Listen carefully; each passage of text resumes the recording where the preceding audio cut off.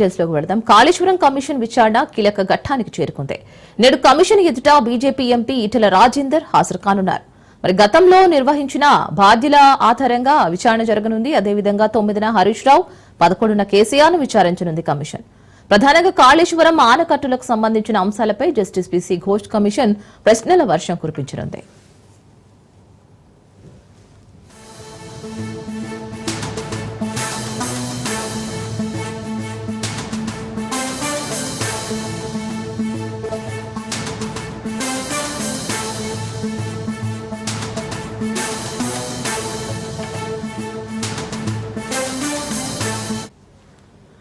Breaking news చూస్తున్నాం. Kaleshwaram commission విచారణ కీలక ఘట్టానికి చేరుకుంది. నేడు కమిషన్ ఎదుట బీజేపీ ఎంపీ ఈటెల రాజేందర్ హాజరు కానున్నారు. గతంలో నిర్వహించిన బాధ్యుల ఆధారంగా విచారణ జరగనుంది. అదేవిధంగా 9న హరీష్ రావు, 11న కేసీఆర్ను విచారించనుంది కమిషన్. ప్రధానంగా కాళేశ్వరం ఆనకట్టులకు సంబంధించిన అంశాలపై జస్టిస్ పీసీ ఘోష్ కమిషన్ ప్రశ్నల వర్షం కురిపించనుంది.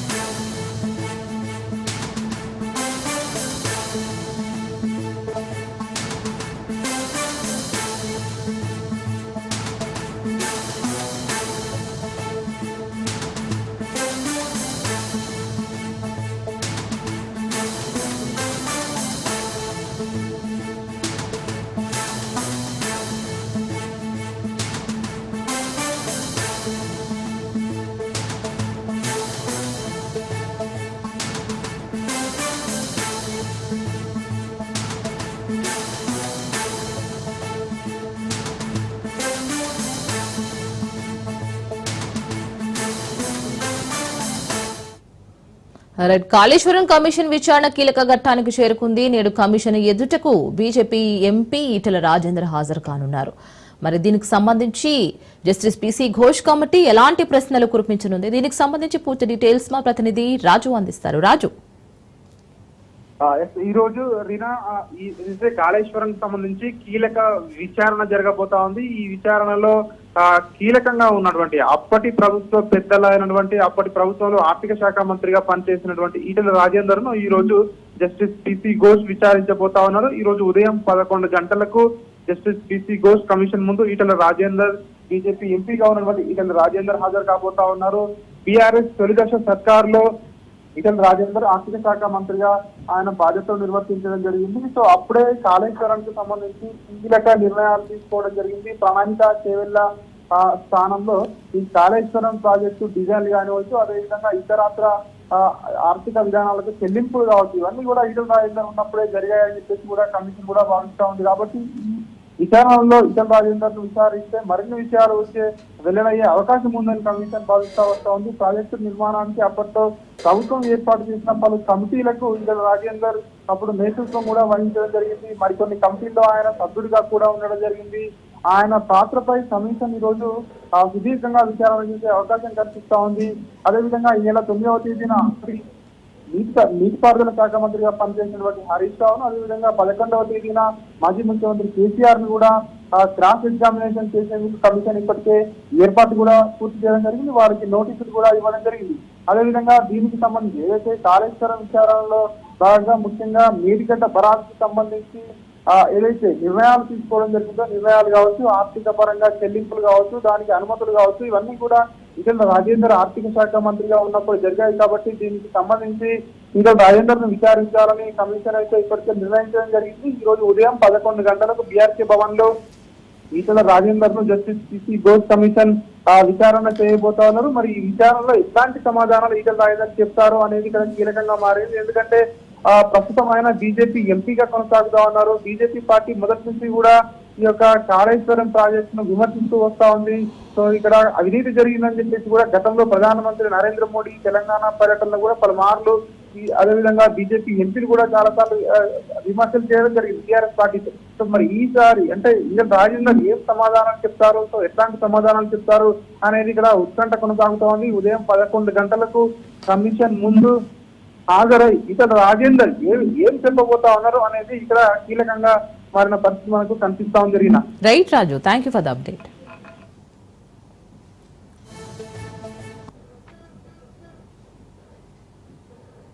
50 ఏళ్ల చరిత్ర ఉన్న సత్తుపల్లి బండి శోభనాచలం జూనియర్ కాలేజ్ ఇప్పుడు విద్యార్థుల అడ్మిషన్లు లేక వెలవెలబోతోంది. కళాశాలలో చదివిన ఎంతో మంది గొప్ప గొప్ప స్థానాల్లో ఉన్నారు. ప్రభుత్వాలు మారుతున్న బండి శోభనాచలం జూనియర్ కళాశాల భవితవ్యం మారడం లేదు. ఒకప్పటి వైభవాన్ని జ్ఞాపకాలుగా కనిపించే శిథిలావస్థకు చేరింది. చెక్క బల్లలు, పగిలిపోయిన రూఫ్, ఒకప్పటి తరగతుల గదుల నేమ్ బోర్డులు దర్శనమిస్తున్నాయి. విద్యార్థులతో కలకలలాడిన జూనియర్ కళాశాల దుస్థితిపై రాజ్ న్యూస్ అందిస్తున్న ప్రత్యేక కథనం.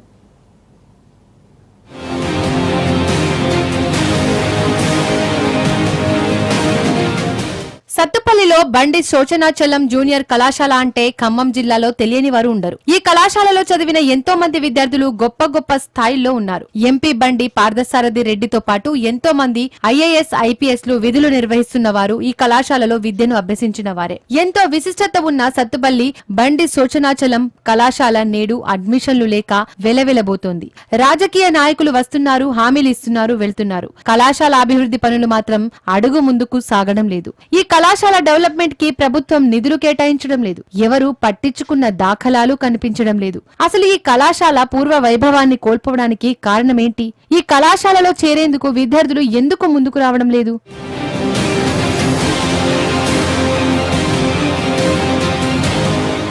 సత్తుపల్లిలోని బండి శోచనాచలం జూనియర్ కళాశాల 1970 అప్పటి సీఎం జలగం వెంగళరావు హయాంలో నిర్మాణం జరిగింది. ఖమ్మం తర్వాత జూనియర్ కళాశాల ఉన్న పట్టణం సత్తుపల్లి మాత్రమే. ఒకప్పుడు ఈ కళాశాలలో అడ్మిషన్లకు తీవ్ర పోటీ ఉండేది. అడ్మిషన్లు ఫుల్ అయిపోయాయి అంటూ హౌస్ ఫుల్ బోర్డులు పెట్టేవాళ్లు. నేడు ఆ పరిస్థితులు రివర్స్ అయ్యాయి. 1970లో రేకుల షెడ్ నిర్మాణంలో కళాశాలలు ప్రారంభించారు. ఆనాడు నిర్మాణం చేపట్టిన రేకుల షెడ్లే నేటికి దర్శనమిస్తున్నాయి. నిన్న మొన్నటి వరకు శిథిలావస్థకు చేరిన తరగతి గదుల్లోనే విద్యాబోధన జరిగింది. నేడు అవి పూర్తి స్థాయిలో శిథిలావస్థకు చేరాయి. ఉన్న ఒక్క బిల్డింగ్ విద్యార్థులకు సరిపడా లేదు. ఈ ఒక్క కారణంగానే ఈ కళాశాలలో విద్యార్థులు అడ్మిషన్లు తీసుకునేందుకు వెనకాడుతున్నారు. దీనికి తోడు గత బీఆర్ఎస్ ప్రభుత్వ సమయంలో ఈ ప్రభుత్వ జూనియర్ కళాశాలను పట్టించుకున్న దాఖలాలు లేవు.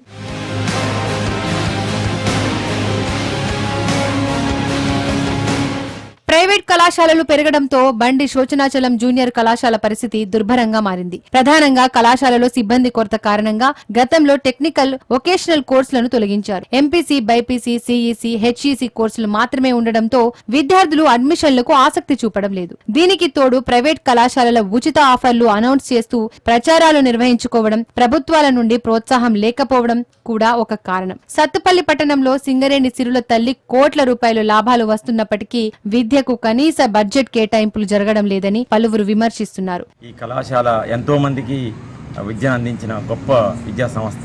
ఎంతో మంది గొప్ప మేధావులు ఇక్కడ చదువుకున్నారు. ఎంతో మంది అభివృద్ధి చెందారు ఇక్కడ ఈ కళాశాలలో. అయితే ఈ కళాశాల ప్రస్తుత స్థితి దీనావస్థలో ఉంది. పూర్తిగా కూలిపోయే స్థితిలో ఉన్నది. ముఖ్యంగా షెడ్లు ఇప్పుడు 1970లో నిర్మాణమైనటువంటి షెడ్లన్నీ కూలిపోయే స్థితిలో ఉన్నాయి. కాబట్టి దయచేసి తప్పనిసరిగా కొత్త భవనాలు నిర్మించవలసిన కోరుతున్నాను. అదేవిధంగా కళాశాలలో వొకేషనల్ లెక్చరర్స్ కొరత కూడా ఎక్కువగా ఉంది. ముఖ్యంగా ఇన్ఫ్రాస్ట్రక్చర్ బెంచ్లు కూడా కొరతగా ఉంది. కాబట్టి మరి ప్రభుత్వ అధికారులను కానీ గ్రామ పెద్దలను కానీ కోరేది ఏంటంటే తప్పనిసరిగా ఈ కళాశాల నూతన భవనం నిర్మించవలసిన కోరుతున్నాను. రాజకీయ పార్టీలకు సత్తుపల్లి బండి శోచనాచలం కళాశాల మంచి అవకాశంగా ఉపయోగపడుతోంది. ప్రతిసారి ఎన్నికలు వచ్చిన సమయంలో కళాశాల డెవలప్మెంట్ చేస్తామని స్థానిక మేనిఫెస్టోలో పెట్టడం పరిపాటిగా మారింది. గత అసెంబ్లీ ఎన్నికల సమయంలో పూర్వ విద్యార్థి ఎంపీ బండి పార్థసారథి రెడ్డి కళాశాల నిర్మాణం చేస్తామని హామీలిచ్చారు. ప్రభుత్వ నిధులతో సంబంధం లేకుండా నిర్మాణం చేపడతానంటూ హామీ ఇచ్చారు. కానీ తన సొంత గ్రామమైన కందుకూరులో ప్రభుత్వ జూనియర్ కళాశాల నిర్మించి సత్తుపల్లి పట్టణంలో నిర్మించాల్సిన కాలేజ్ ను గాలి కొదిలేశారు. వరుసగా 3 పర్యాయాలు సత్తుపల్లి ఎమ్మెల్యేగా పనిచేసిన సండ్ర వెంకట వీరయ్య సైతం ఈ కళాశాల అభివృద్ధిని పట్టించుకోలేదనే విమర్శలు వినిపిస్తున్నాయి. ప్రస్తుతం ఈ కళాశాల భవన నిర్మాణం విషయంలో స్థానిక ఎమ్మెల్యే రాఘమయ్యి దయానంద్ ప్రత్యేక చొరవ తీసుకుని నిధులు కేటాయించి నిర్మాణ బాధ్యతలు నాది అంటూ హామీ ఇచ్చారు. అది ఎంతవరకు జరుగుతుందో వేచి చూడాల్సి ఉంది. గత ప్రభుత్వం విద్యను ఏదైతే ఉందో పట్టించుకోకపోవటం వల్ల, ప్రైవేటు విద్యా సంస్థలను ప్రోత్సహించడం వల్ల ఈరోజు ఈ ప్రభుత్వ బండి శోభనాచలం ప్రభుత్వ జూనియర్ కళాశాల ఇవాళ అనేక రకాలుగా నిధులు లేమితో కొనరిల్లుతున్నటువంటి పరిస్థితి కనబడతా ఉంది. ఇప్పుడు కొత్తగా వచ్చినటువంటి ప్రభుత్వం ఈ యొక్క కాలేజీకి నిధులు కేటాయించామని చెప్పారు. కానీ ఇంతవరకు పనులు ప్రారంభం కాలేదు. విద్యా సంవత్సరం ప్రారంభం అవుతూ ఉంది. కాబట్టి ప్రభుత్వం అదేవిధంగా స్థానిక ఎమ్మెల్యే గారు జోక్యం చేసుకొని ఇక్కడ నిర్మాణాలు చేపట్టి సత్తుపల్లి పట్టణం చుట్టుపక్కల సుమారు 25 కిలోమీటర్ల నుండి టౌన్ కి వస్తూ ఉంటారు. సత్తుపల్లికి చుట్టుపక్కలన్నీ గిరిజన గ్రామాలే ఉన్నాయి. విద్యార్థులు ఉన్నత చదువుకులు చదువుకోవాలంటే సత్తుపల్లిలో ఉన్న కళాశాలలే ప్రత్యామ్నాయ మార్గంగా ఉంది. రోజు సత్తుపల్లికి ఎంతో మంది విద్యార్థులు చదువుకోవడానికి వస్తున్నారంటే విద్యాలయాలు ఎంత అవసరమో అర్థమవుతోంది. ప్రభుత్వం స్పందించి ఇప్పటికైనా ఈ కళాశాలకు పునర్వైభవాన్ని తీసుకొచ్చేందుకు కృషి చేయాలని ప్రజా సంఘాలు, విద్యార్థి సంఘాలు కోరుతున్నాయి.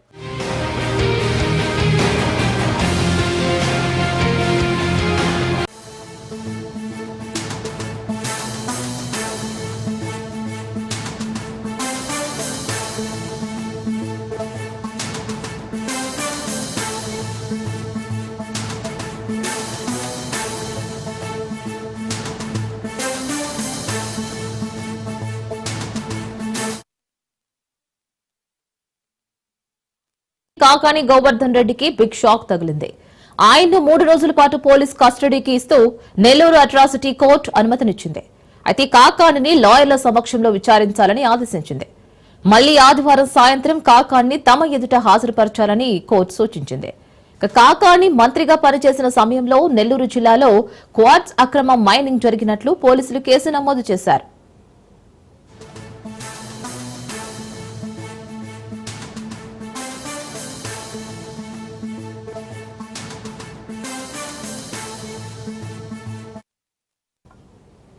నేటి నుంచి మాజీ మంత్రి కాకానిని పోలీసులు కస్టడీలోకి తీసుకోనున్నారు. ఉదయం 10 గంటల 30 నిమిషాలకు అదుపులోకి తీసుకుని విచారించనున్నారు. మరోవైపు తనపై నమోదైన కేసులో బెయిల్ మంజూరు చేయాలని కోరారు కాకాని. అయితే ఈ పిటిషన్పై విచారణ చేపట్టినట్లు ధర్మాసనం ఈ నెల 9న కేసును వాయిదా వేసింది.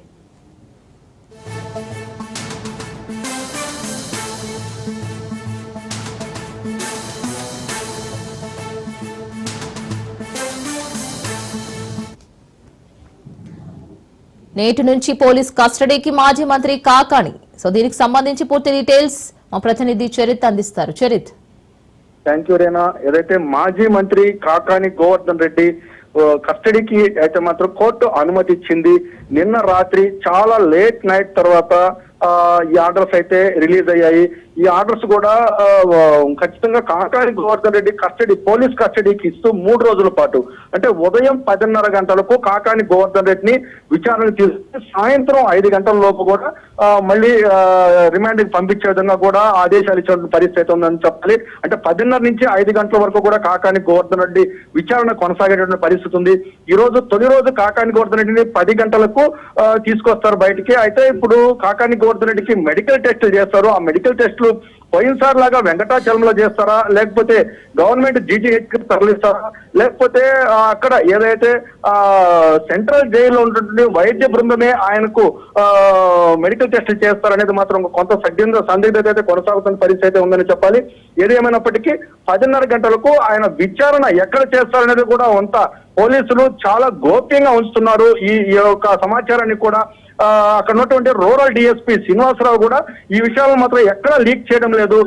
చాలా చాలా కట్టుదిట్టంగా పకడ్బందీగా కూడా ఆయన ఇచ్చేస్తున్నాడు. అంటే కేసు ఎక్కడైతే పోలీస్ స్టేషన్ కేసు నమోదు చేశారో వెంకటాచలం, అంటే ఎక్కడైతే కేసు పుట్టిందో ఆ స్టేషన్ దగ్గర నుంచి విచారిస్తారా. పొదలకూరు ఏదైతే ఈ కేసు ఆ మూలాలు ఎక్కడైతే ఉన్నాయో పొదలకూరు పోలీస్ స్టేషన్, పొదలకూరు మండలంలో జరిగింది ఈ మైన్ స్కామ్ అంతా కూడాను. దీనికి సంబంధించి పొదలకూరు స్టేషన్ కి తరలిస్తారా, లేకపోతే దగ్గరలో ఉన్న వెంకటాచలం పోలీస్ స్టేషన్ కా, లేకపోతే రూరల్ డిఎస్పీ కార్యాలయమా అనేటటువంటి సందిగ్ధత కొనసాగుతుంది. అయితే ఇతన్నింటినీ పక్కన పెడుతూ కూడా శాంతి భద్రతలు తలెత్తేటటువంటి అవకాశం ఉన్నటువంటి నేపథ్యంలో మొన్నటిలాగానే డిటిసి ఏదైతే డిస్ట్రిక్ట్ పోలీస్ ట్రైనింగ్ ఉందో ఆ సెంటర్ లో కూడా ఇక్కడ విచారిస్తారంటే కొంత సమాచారం అయితే ఉందని చెప్పాలి. మరొక సమాచారం ఏంటంటే బయటకు తీసుకొచ్చేదానికంటే కూడా జైల్లోనే విచారిస్తారని కూడా ఒకంత అయితే మాత్రం వార్తలు బయటకు వస్తున్నాయి. అయితే ఏది ఏమైనప్పటికీ కూడా 10:30 గంటల తర్వాత కాకాని గోవర్ధన్ రెడ్డికి సంబంధించినటువంటి పూర్తి అప్డేట్స్ అయితే మాత్రం బయటకు వచ్చేటువంటి పరిస్థితి ఉందని చెప్పాలి. ఏదైతే నిన్న రాత్రి ఈయన ప్రధానంగా ఈ కేసుకు సంబంధించి ఎస్సీ అట్రాసిటీ 5వ అదనపు జడ్జి ఎవరైతే సిరిపిరెడ్డి సుమ ఇచ్చినటువంటి తీర్పు మేరకు ఈ రోజు కాకాని గోవర్ధన్ రెడ్డి విచారణకైతే పోలీస్ కస్టడీకి అయితే వెళ్తున్న పరిస్థితి ఉందని చెప్పాలి. మరొక కీలకమైన అంశం, వీరు ఏదైతే బెయిల్ పిటిషన్ దాఖలు చేశారో ఖచ్చితంగా కాకాని గోవర్ధన్ రెడ్డికి బెయిల్ ఇవ్వాలంటూ కూడా ఆయన కుమార్తె పూజిత బెయిల్ దాఖలు చేసింది. దీనికి సంబంధించి అయితే మాత్రం ఇది 9వ తారీఖు వాయిదా పడింది. ఏదైతే ప్రభుత్వం తరపునటువంటి కేదార్నాథ్ లాయర్ దీన్ని వాదిస్తున్నారు. కానీ ప్రభుత్వం రాజేంద్ర ప్రసాద్ అనేటువంటి లాయర్ అయితే నియమించింది ఈ కేసుకు సంబంధించి. రాజేంద్ర ప్రసాద్ నిన్న కోర్టుకు రాకపోవడంతో ఏదో ప్రభుత్వం తరపు లాయరు రాజేంద్ర ప్రసాద్ కి ఇక్కడ సమయం లేకపోవడం రాకపోయాను, అందుకని మాకు సోమవారం రోజు 9వ తారీఖు మాకు అవకాశం ఇవ్వాలని చెప్పడంతో 9వ తారీఖు ఏదైతే బెయిల్ పిటిషన్ 9వ తారీఖుకి వాయిదా పడిన పరిస్థితి ఉందని చెప్పలేదు. 9వ తారీఖు ప్రభుత్వం తరఫున రాజేంద్ర ప్రసాద్ కాకాని గోవర్ధన్ రెడ్డికి యాంటీగా అయితే వాదించేటటువంటి పరిస్థితి ఉందని చెప్పాలి. ఏదేమైనప్పటికీ కాకాని గోవర్ధన్ రెడ్డికి సంబంధించినటువంటి జరిగినటువంటి మైన్స్ అక్రమాల కేసు అయితే మాత్రం వేగం పెరిగిందనే చెప్పాలి. రేపు ఈ రోజు నుంచి 3 రోజుల పాటు జరిగినటువంటి విచారణలో కాకాని గోవర్ధన్ రెడ్డి ఎలాంటి విషయాలు బయట పెట్టబోతున్నాడు, కాకానికి ముందు ఏదైతే విచారణ పెట్టి నిందితులను తీసుకొని అదుపులోకి తీసుకొని విచారణ చేపట్టారో వాళ్ళు ఇచ్చినటువంటి సమాచారం మేరకు కాకాని గోవర్ధన్ రెడ్డి A4 గా ఈ కేసులో జాయిన్ చేసిన పరిస్థితి అయితే ఉందని చెప్పాలి. వారిచ్చిన సమాచారం అలాగే కాకాని గోవర్ధన్ రెడ్డి ఈ రోజు ఏదైతే విచారణ ముందు చెప్పబోతున్నాడో ఈ విచారణలో వచ్చేటటువంటి సమాచారం ఆధారంగా కూడా కొంత కేసు బలపడుతుందా బలహీన పడుతుందంటూ కూడా కొంత సందిగ్ధత అయితే కొనసాగుతున్న పరిస్థితి ఉందని చెప్పాలి. కాకాని గోవర్ధన్ రెడ్డిని లాయర్ సమక్షంలో కూడా విచారించాలంటూ కూడా న్యాయం ఏదైనప్పటికీ ఈ రోజు సాయంత్రం ఈ రోజు ఉదయం 10:30 నుంచి 3 రోజుల పాటు కొనసాగేటటువంటి ఈ విచారణ అయితే మాత్రం జిల్లాలో ఉన్నటువంటి వైఎస్ఆర్ కాంగ్రెస్ పార్టీనే కాదు కూటమి ప్రభుత్వాన్ని కూడా కీలక నేతలు కూడా కొంత ఆసక్తిగా కూడా ఎదురు చూస్తున్న పరిస్థితి ఉందని చెప్పాలి. రైట్ సరే, thank you for the update.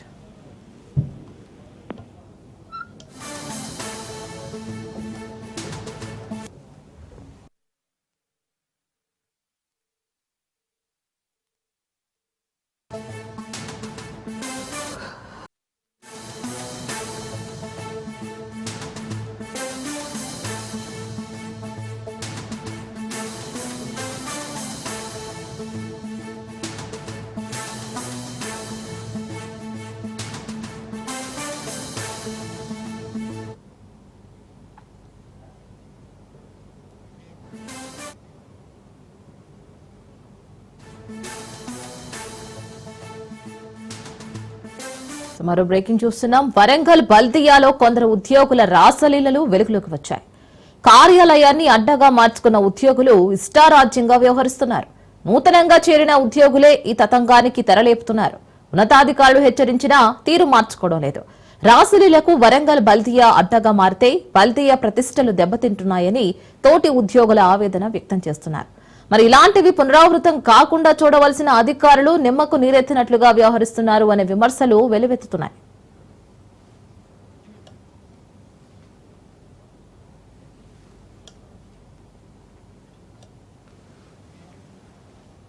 Warangal బల్దియాలో కొందరు ఉద్యోగాలు రాసలీల వెలుగులోకి వచ్చాయి. కార్యాలయాన్ని అడ్డగా మార్చుకున్న ఉద్యోగులు ఇష్టారాజ్యంగా వ్యవహరిస్తున్నారు.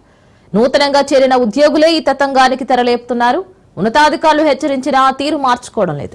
రాసలీలకు వరంగల్ బల్దియా అడ్డగా మారితే బల్దియా ప్రతిష్టలు దెబ్బతింటున్నాయని తోటి ఉద్యోగులు ఆవేదన వ్యక్తం చేస్తున్నారు. మరి ఇలాంటివి పునరావృతం కాకుండా చూడవలసిన అధికారులు నిమ్మకు నీరెత్తినట్లుగా వ్యవహరిస్తున్నారు అనే విమర్శలు వెలువెత్తుతున్నాయి.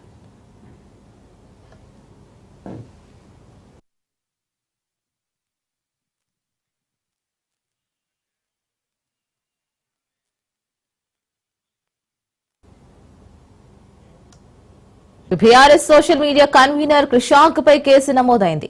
సీఎం రేవంత్ సన్నిహితుడు ఫహీం ఖురేషీ ఫిర్యాదుతో రాజేంద్రనగర్ పిఎస్ లో కృషాంక్ పై కేసు నమోదు చేశారు. రేపు విచారణకు హాజరు కావాలని రాజేంద్రనగర్ పోలీసులు నోటీసులు జారీ చేశారు.